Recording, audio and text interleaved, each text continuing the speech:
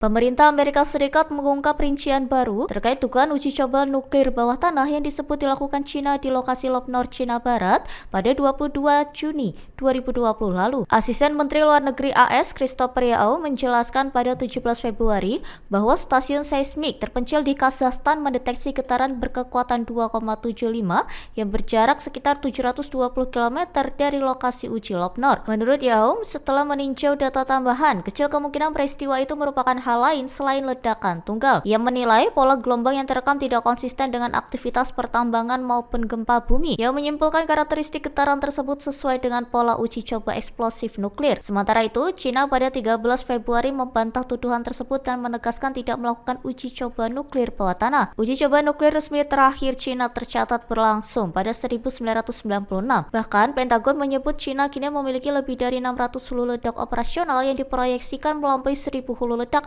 pada tahun 2030. Namun Yao menuding China mencoba menyamarkan uji coba dengan metode decoupling, yakni meledakan perangkat di ruang bawah tanah besar untuk meredam gelombang kecil. Wakil Presiden Amerika Serikat J.D. Vance menyatakan Iran belum menyetujui seluruh garis merah yang ditetapkan Presiden AS Donald Trump dalam upaya mencapai solusi diplomatik. Pernyataan itu disampaikan Vance usai pembicaraan yang berlangsung di Jenewa pada 17 Februari yang mengindikasikan bahwa Washington masih membuka ruang diplomasi meski sebelumnya Trump mengancam akan menggunakan kekuatan apabila Teheran tidak memenuhi tuntutan utama, terutama terkait program nuklirnya. Vance menilai proses perundingan berjalan cukup baik dalam beberapa aspek. Ia menyebut kedua pihak sepakat untuk kembali bertemu setelah sesi pembicaraan tersebut. Namun, Vance menegaskan masih ada sejumlah garis merah yang telah ditetapkan Trump dan belum diakui maupun dibahas secara tuntas oleh Iran. Menurutnya, proses negosiasi akan terus diupayakan. Meski demikian, ia menekankan bahwa keputusan akhir berada di tangan Presiden apabila diplomasi dinilai telah mencapai batasnya. Ia juga menyampaikan harapan agar situasi tidak sampai pada titik tersebut, tetapi mengakui bahwa langkah lanjutan sepenuhnya menjadi kewenangan kepala negara AS. Pernyataan itu memunculkan sinyal bahwa ketegangan antara Washington dan Teheran belum sepenuhnya mereda, terutama terkait isu nuklir yang kembali menjadi sorotan utama dalam hubungan kedua negara. Menteri Luar Negeri Iran Abbas Araghchi mengklaim adanya kemajuan positif dalam pembicaraan nuklir tidak langsung dengan Amerika Serikat yang digelar Jenewa, Swiss pada 17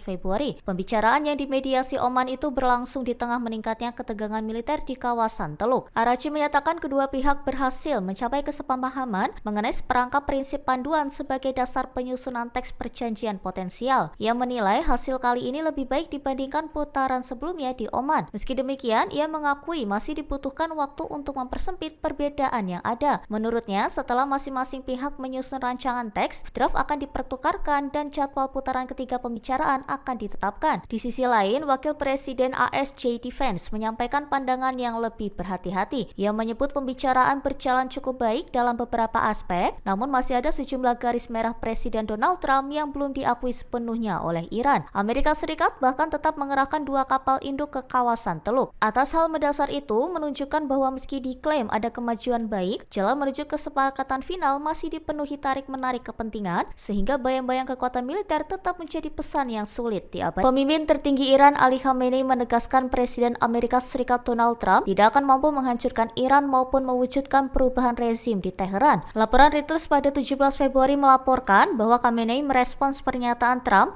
yang sebelumnya menyebut perubahan rezim di Iran sebagai sesuatu yang akan menjadi hal terbaik. Ia menyindir bahwa selama puluhan tahun Amerika Serikat tidak berhasil menjatuhkan Republik Islam Iran. Menurutnya, upaya tersebut juga tidak akan berhasil saat ini. Khamenei menegaskan bahwa tekanan dan ancaman tidak akan membuat Iran menyerah. Ia menyatakan Iran akan tetap mempertahankan kedaulatan dan sistem pemerintahannya. Ketegangan kedua negara meningkat setelah Washington terus menekan Teheran agar menghentikan program nuklirnya dan menerapkan kebijakan pengayaan nol. Namun, Iran bersikeras bahwa pengayaan uranium merupakan hak yang melekat dan tidak dapat dihapus sepenuhnya. Di tengah retorika yang memanas, kedua pihak tetap melanjutkan pembicaraan tidak langsung yang dimediasi Oman. Iran menyebut perundingan tersebut sebagai awal yang baik dan membuka peluang tercapainya kesepakatan yang adil. Teheran bahkan mengisyaratkan kesiapan untuk membatasi tingkat pengayaan uranium serta mengelola stok yang ada dengan imbalan pencabutan sanksi. Sementara itu, Washington tetap bersikukuh agar Iran menghentikan program nuklirnya secara total. Download Tribun X sekarang, menghadirkan lokal menjadi Indonesia.